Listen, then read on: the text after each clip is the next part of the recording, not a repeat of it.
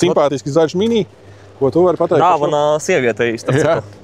Mums te ir Xenoni, viņš ir diezgan pilns. Xenoni, panorāmas lūkas, te ir 2 litru bembja dzinējs, jā, un nomainīta ķēde jau ir šim dzinējam.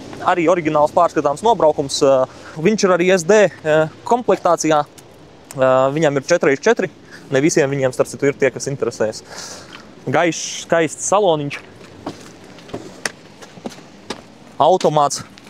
Būtībā viss, kas vajadzīgs. Ekrāns. Un tā. Un viņš vēl ir tā kā sporta pakotnē. Jā, sporta pakete viņam ir. Sēdekļu apsildes, elektriski apsildāms stiklis, jā, panorāmas lūka. Būtībā, nu, te viss ir pilns. Es zinu, jā, viņš ir ļoti kičīgs. Nu, bet tas ir, jā, mini. Ar to viņš ir raksturīgs un tas arī cilvēkiem piesiena aci. Nu, tik daudz nav, bet nav arī tā, ka šeit nav vietas. Viņš ir ietilpīgs diezgan, jā. Pilnīgi ok.